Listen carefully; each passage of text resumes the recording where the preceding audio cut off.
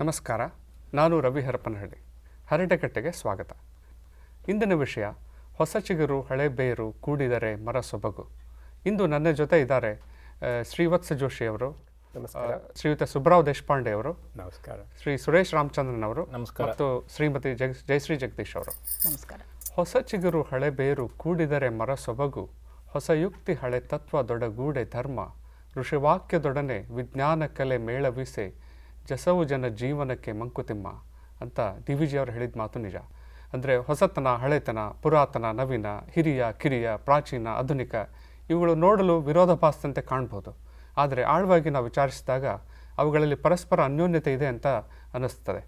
ಅದ್ರ ಬಗ್ಗೆ ನೀವೇನು ಹೇಳ್ತೀರಾ ಜಯಶ್ರೀ ಅವರೇ? ಗಿಡ ಬೆಳೆದು ಒಂದು ಹೆಮ್ಮರ ಆಗಬೇಕಾದ್ರೆ ಅದಕ್ಕೆ ಅನೇಕ ಅಂಶಗಳ ಪೋಷಣೆ ಬೇಕಾಗತ್ತೆ. ಅದೇ ರೀತಿ ಬೇರು ಗಿಡಕ್ಕೆ ಒಂದು ನಾಡಿ ಇದ್ದ ಹಾಗೆ. ಅದು ಜಂತಾಣುಗಳಿಂದ ಕೊಳೆತು ಕೆಸರಿನಿಂದ ರಸ ತೆಗೆದು ತನ್ನ ಎಲೆಗಳಿಗೆ, ಹೂಗಳಿಗೆ ನೀಡುತ್ತೆ. ಅದೇ ರೀತಿ ಹಿರಿಯರಾದ ತಂದೆ ತಾಯಿಗಳು ಅಥವಾ ಬೇರೆ ಯಾವುದೇ ಹಿರಿಯರಾಗಲಿ ಮಕ್ಕಳಿಗೆ ತಮ್ಮ ಜೀವನದಲ್ಲಿ ಕಲಿತ ಅನುಭವದಿಂದ, ಪಾಠಗಳಿಂದ ಮಕ್ಕಳು ಬುದ್ಧಿ ಹೇಳಕ್ಕೆ ಹೋಗ್ತಾರೆ. ಆದರೆ ಇಂದಿನ ಯುವ ಪೀಳಿಗೆಯವರು ಅವ್ರೇನು ಹೇಳ್ತಾರೆ ಅಂತಂದರೆ, ನೀವು ನಮಗೇನು ಹೇಳಬೇಕಾಗಿಲ್ಲ, ನಾವು ಸ್ವತಂತ್ರರು, ನಮಗೇನು ಮಾಡಬೇಕು ಅಂತ ಗೊತ್ತಿದೆ, ನಾವು ತಪ್ಪು ಮಾಡಿದರೂ ಕೂಡ ಆ ತಪ್ಪುಗಳಿಂದಲೇ ಕಲ್ತ್ಕೋತೀವಿ, ನೀವೇನು ಹೇಳಬೇಡ ಅನ್ನೋಂಥ ಧೋರಣೆ. ಈ ಹೊರನೋಟಕ್ಕೆ ಈ ಸಮಸ್ಯೆ ಒಂದು ದೃಷ್ಟಿಯಿಂದ ಹಳೆ ತಲೆಮಾರಿನ ಒಂದು ವ್ಯಾವಹಾರಿಕ ತಾಕಲಾಟ ಅನ್ನುವಂಗೆ ಕಂಡರೂ ಕೂಡ ಇದು ಕಾಲಕ್ಕೆ ಬದಲಾಗುವಂತಹ ಜೀವನ ಮೌಲ್ಯಗಳ ಮತ್ತು ಜೀವನ ಕ್ರಮಗಳ ಸಂಘರ್ಷವಾಗೇ ಇರ್ತದೆ. ಈ ಸಂಘರ್ಷವನ್ನು ತೊಡೆದು ಹಾಕಬೇಕಂದ್ರೆ ಅಥವಾ ಕನಿಷ್ಠ ಕಡಿಮೆ ಮಾಡಬೇಕಂದ್ರೆ ಕಾಲಕ್ಕೆ ವೃದ್ಧರಾಗುವಂತಹ ಹಳೆಯ ತಲೆಮಾರಿನವರು ಕೆಲ ಹೊಸ ಜವಾಬ್ದಾರಿಗಳನ್ನು ಹೊರಬೇಕಾಗ್ತದೆ. ಈವರೆಗೆ ತಮ್ಮ ಅನುಭವಗಳನ್ನು ಹೊಸ ಪೀಳಿಗೆಗೆ ದಾಟಿದ್ರೆ ಸಾಕು ಅನ್ನೋ ಮನೋಭಾವ ಇತ್ತು. ಆದರೆ ಅದು ತಪ್ಪು. ಯಾಕೆಂದರೆ ಅವರ ಅನುಭವಗಳು ಹಳೆಯ ಜೀವನ ಮೌಲ್ಯಗಳ ಹಿನ್ನೆಲೆಯಲ್ಲಿ ಬಂದಂಥವುಗಳು. ಅವುಗಳನ್ನು ಹೊಸ ಜೀವನ ಮೌಲ್ಯಗಳು, ಹೊಸ ಜೀವನ ಕ್ರಮಗಳ ಹಿನ್ನೆಲೆಯಲ್ಲಿ ಪುನರ್ವಿಮರ್ಶಿಸಿ ಆ ಮುಖೇನ ಬಂದ ತಿಳುವಳಿಕೆಯಿಂದ ತಾವು ಕೂಡ ಹೊಸ ತಲೆಮಾರಿನ ಸಹಬಾಳ್ವೆ ನಡೆಸಿದರೆ ಒಂದು ಹೊಸ ಕೊಡುಗೆಯನ್ನು ಹೊಸ ಬೇರೆ ಕೊಡಬಹುದು ಅಂತ ಅನ್ನಿಸ್ತದೆ. ಈ ರೀತಿಯಾಗಿ ಕೊಡುಕೊಳ್ಳುವಿಕೆ ನಡೆಯುವುದರಿಂದ ಬಹುಶಃ ಒಂದು ಹೊಸ ಅರ್ಥದ KS ನರಸಿಂಹಸ್ವಾಮಿಯವರು ಹೇಳಿದಂಗೆ, ಹೊಸಬರನ್ನು ಹೊಗಳದಿರಿ ನೀವಿಂದಿನವರೆಂದು, ಹಳಬರನ್ನು ತೆಗಳದಿರಿ ನೀವಂದಿನವರೆಂದು, ಒಬ್ಬರ ವಿಳಾಸದಲ್ಲಿ ಮತ್ತೊಬ್ಬರಿರಬಹುದು ಒಬ್ಬ ವಿಚಾರ ಸ್ಪಷ್ಟವಾಗ್ತದೆ ನನಗನ್ನಿಸ್ತದೆ. ವಿಚಿತ್ರಾನಂದ ಜೋಶಿ ಅವರೇ, ನೀವು ಹಳೆ ಬೇರು ಹೊಸ ಚಿಗುರು ಅಂದರೆ ತಲೆಮಾರುಗಳ ವ್ಯತ್ಯಾಸ ಅನ್ನೋ ವಿಷಯ ಮಾತಾಡಿದರೆ, ನನಗೆ ಎರಡು ಸ್ಕೂಲ್ ಆಫ್ ಥಾಟ್ ಅಂದರೆ ಎರಡು ಯೋಚನೆಗಳು ನನಗೆ ಅನಿಸ್ತದೆ. ಒಂದು ಟನೆಲ್ ವಿಷನ್ ಅಂತಾರೆ, ಅಂದರೆ ಒಂದು ರೀತಿ ಕನ್ಫೈನ್ಡ್ ವಿಷನ್, ಸಂಕುಚಿತ ದೃಷ್ಟಿಕೋನ. ಅದು ಹೊಸ ತಲೆಮಾರುಗಳಿಗೆ ಅನನುಭವದಿಂದಾಗಿ, ಅಂದರೆ ಅವರಿಗೆ ಅನುಭವ ಇರೋದಿಲ್ಲ, ಹಾಗಾಗಿ ಅವರ ದೃಷ್ಟಿಕೋನ ಒಂಥರ ಕನ್ಫೈನ್ಡ್ ಆಗಿರುತ್ತೆ.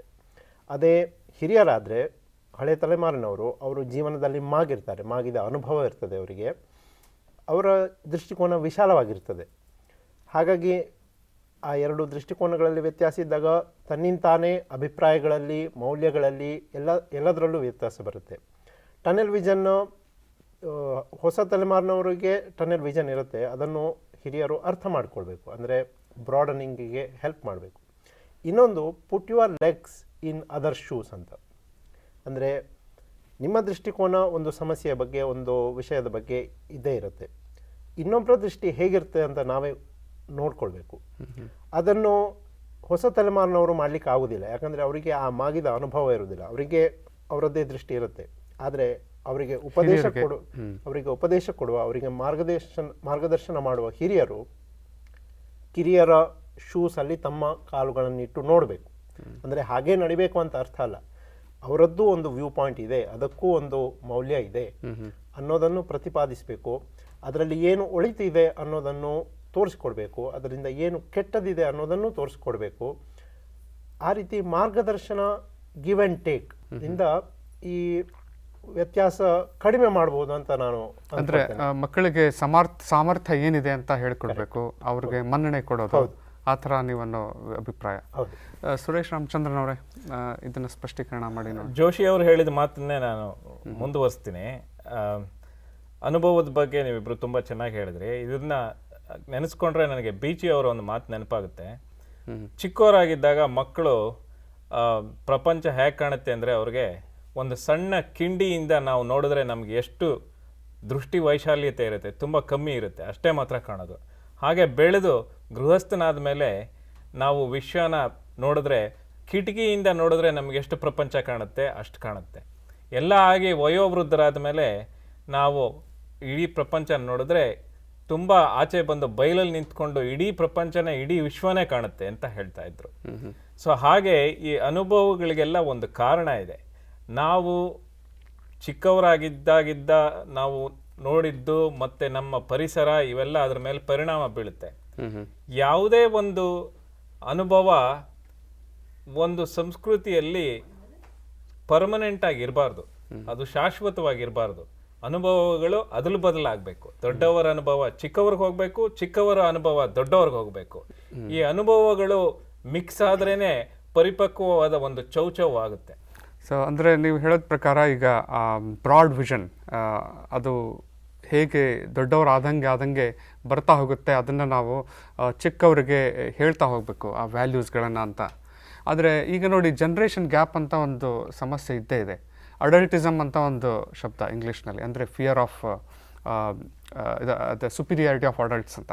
ಈ ಥರ ಅನೇಕ ಕೆಲವು ಸಮಸ್ಯೆಗಳು ನಮ್ಮ ಸೊಸೈಟಿಯಲ್ಲಿವೆ. ಅದಕ್ಕೆ ಇವನ್ನ ನಾವೆಲ್ಲ ಯೋಚನೆ ಮಾಡಿ ಚಿಕ್ಕವರು ಮತ್ತು ದೊಡ್ಡವರು ಎಲ್ಲರೂ ಸಮ್ಮಿಶ್ರ ಭಾವದಿಂದ ಪರಸ್ಪರ ಅವರವರ ದೃಷ್ಟಿಕೋನಗಳನ್ನು ಅರ್ಥ ಮಾಡಿಕೊಂಡು ಅವರವ್ರಿಗೆ ಆಸ್ಪದ ಮಾಡಿಕೊಟ್ಟು ಅವರವ್ರಿಗೆ ಅನುಕೂಲತೆಗಳನ್ನು ಕೊಟ್ಟರೆ ಈ ಥರದ ಜನ್ರೇಷನ್ ಗ್ಯಾಪ್ ಆಗಲಿ ಈ ಥರ ಬರಬಾರ್ದು ಅಂತ ನನಗನ್ಸುತ್ತೆ. ಇನ್ನು ನಮ್ಮ ಸಮಯ ಮುಗಿತಾ ಇದೆ. ಈ ಚರ್ಚೆಗೆ ಬಂದು ನೀವೆಲ್ಲ ಭಾಗವಹಿಸಿದ್ದಕ್ಕೆ ನಮಸ್ಕಾರ. ತಾವೆಲ್ಲರೂ ಬಂದು ಕೇಳಿದ್ದಕ್ಕೆ ನಮಸ್ಕಾರಗಳು. ನಮಸ್ಕಾರ. ನಮಸ್ಕಾರ. ನಾನು ಆದಿಶೇಷ್ ನರಹರಿ. ಸುತ್ತಮುತ್ತ ಕಾರ್ಯಕ್ರಮಕ್ಕೆ ಏನೇನು ನಡೀತಾ ಇದೆ ಅಂತ ಹೇಳ್ತೀನಿ. JSS ಸ್ಪಿರಿಚುವಲ್ ಮಿಷನ್ನಲ್ಲಿ 1 ವಾರದ ಬೇಸಿಗೆ ಶಿಬಿರ ನಡೆಯಲಿದೆ. ಆಸಕ್ತಿ ಇರುವವರು ಹೆಚ್ಚಿನ ಮಾಹಿತಿಗಾಗಿ www.jssmission.orgನ ಸಂಪರ್ಕಿಸಿ. ಆ್ಯಕ್ಟಿವಿಟೀಸ್ಗಳು ಇಂಡೋರ್, ಔಟ್ಡೋರ್, ಕಲ್ಚರಲ್, ಸ್ಪಿರಿಚುವಲ್ ಮತ್ತು ಎಜುಕೇಷನಲ್ ಇರುತ್ತದೆ. JSSನಲ್ಲಿ ಜುಲೈ 3ರಂದು ವಯಲಿನ್ ಕಾನ್ಸರ್ಟ್ ಇದೆ. ಮೈಸೂರು ನಾಗರಾಜ್ ಮತ್ತು ಡಾಕ್ಟರ್ M ಮಂಜುನಾಥ್ ಮತ್ತು ವೃಂದದಿಂದ. ಹೆಚ್ಚಿನ ಮಾಹಿತಿಗಾಗಿ ಜಯಪ್ರಕಾಶರನ್ನು ಸಂಪರ್ಕಿಸಿ. ದೂರವಾಣಿ 301-414-0144. ಮತ್ತು ಇನ್ನೊಂದು ಸಲ ದೂರವಾಣಿ 301-414-0144. ಶ್ರೀ ಶಿವವಿಷ್ಣು ಟೆಂಪಲ್ನಲ್ಲಿ ಜೂನ್ 23ರಂದು ಅಲೀಫ್ ಲೀಲಾ ಅವರಿಂದ ಸಿತಾರ್ ಮತ್ತು ಅನುಬ್ರತಾ ಅವರಿಂದ ತಬ್ಲಾ ಕಚೇರಿ ಸಂಜೆ 5 ಗಂಟೆಗೆ ಇದೆ. ಹೆಚ್ಚಿನ ಮಾಹಿತಿಗಾಗಿ ಅಂಗರೈ ವೆಂಕಟ್ ಸುಬ್ರಮಣಿಯನ್ ಅವರನ್ನು ದೂರವಾಣಿ 301-552-5026 ಮೂಲಕ ಸಂಪರ್ಕಿಸಿ. ಇನ್ನೊಂದು ಸಲ ದೂರವಾಣಿ 301-552-5026. ಶ್ರೀ ಶಿವವಿಷ್ಣು ಟೆಂಪಲ್ನಲ್ಲಿ ಆಗಸ್ಟ್ 5ರಂದು 3 ಗಂಟೆಗೆ ಗಾನ ಕಲಾಶ್ರೀ ರಮಾಮಣಿ ಅವರಿಂದ ಹಾಡುಗಾರಿಕೆ ಇದೆ. ಹೆಚ್ಚಿನ ಮಾಹಿತಿಗಾಗಿ ಅಂಗರೈ ವೆಂಕಟ್ ಸುಬ್ರಮಣಿಯನ್ ಅವರನ್ನು ದೂರವಾಣಿ 301-552-5026 ಮೂಲಕ ಸಂಪರ್ಕಿಸಿ. ಇನ್ನೊಂದು ಸಲ ದೂರವಾಣಿ ಸಂಖ್ಯೆ 301-552-5026. ನಿಮ್ಮ ಮನೆ ಸುದ್ದಿ ಏನಾದರೂ ಇದ್ದರೆ ನಮಗೆ ತಿಳಿಸಿ. ನಾವು ಅಮೇರಿಕನ್ನಡದಲ್ಲಿ ಪ್ರಸಾರ ಮಾಡುತ್ತೀವಿ. ನಮ್ಮ ವಿಳಾಸ americannada@yahoo.com. ನಾನು ಆದಿಶೇಷ್ ನರಹರಿ. ನಮಸ್ಕಾರ.